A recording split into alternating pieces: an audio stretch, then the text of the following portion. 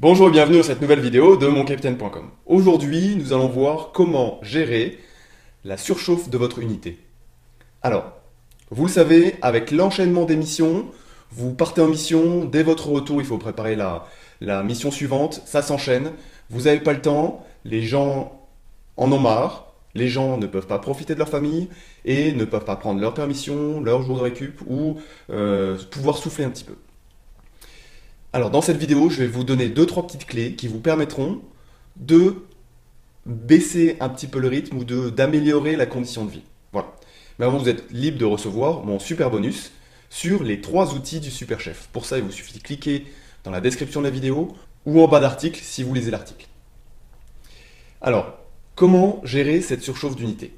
Les choses se passaient comme ça avant. Tout le monde était présent au début de la mission, perception, départ en bus, long trajet en bus, fin de mission, retour en bus, nettoyage, réintégration, et puis tout le monde se rassemblait, et on partait tous, et le chef donnait l'autorisation à ses soldats de partir. Donc ça c'est un schéma qui, j'imagine, peut-être existe encore dans votre unité, mais je vous le souhaite pas. Avec les nouvelles contraintes, il faut penser les choses autrement. Il faut notamment vous organiser pour autoriser les gens à rejoindre sur le lieu de la mission, ou à partir dès que la mission est finie. Prends l'exemple de Sentinelle, vous êtes à Paris.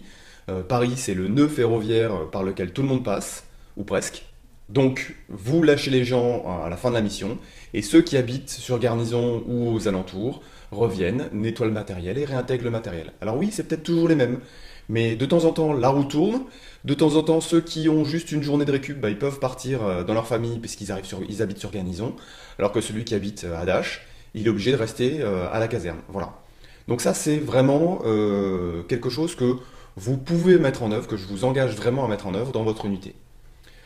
Prenez vos responsabilités, si vous avez la possibilité de prendre vos responsabilités, ou proposez ça à votre chef, mais discutez-en sérieusement, parce que c'est quelque chose qui permet de mettre un petit peu d'huile dans les rouages. Voilà. Ce que je veux vous dire dans cette vidéo, c'est qu'il faut penser les choses autrement. Vous avez une formation qui est hyper riche, hyper dense et extrêmement complète. Le seul hic dans l'armée, c'est qu'on a tendance à être extrêmement rigide. Alors, c'est la déformation professionnelle.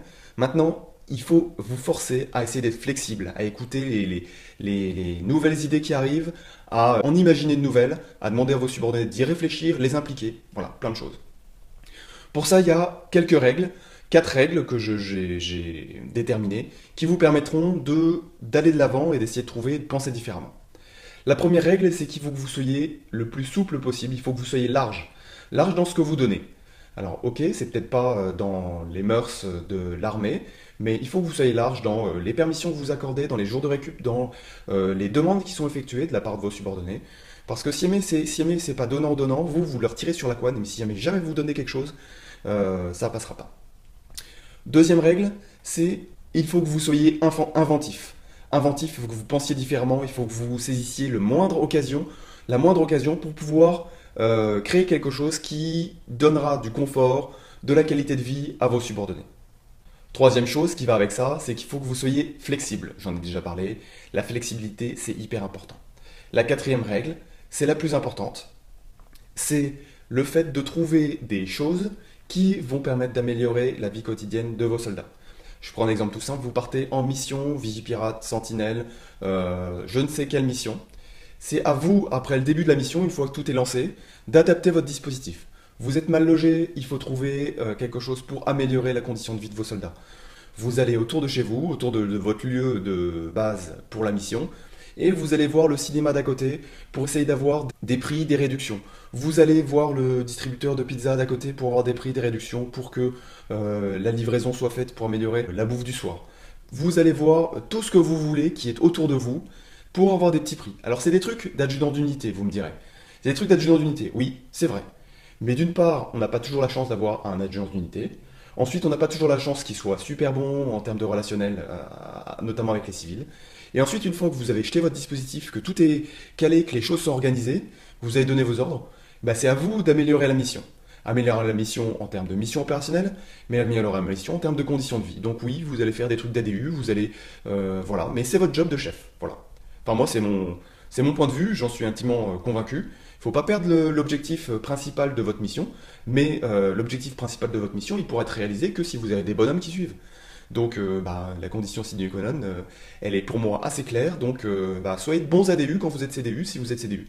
Et même si vous êtes chef de section, et même si vous êtes chef de groupe. Voilà. C'était ce que j'avais à vous dire. J'espère que ça vous a apporté et ça vous permet de voir clair sur les priorités que vous devez avoir. N'hésitez pas à mettre des bonnes pratiques dans les commentaires, des bonnes idées, des bons plans. Je pense que ça pourra servir à tout le monde. Voilà, je vous dis de toute façon à très bientôt dans une prochaine vidéo. C'était Rodolphe de moncapitaine.com.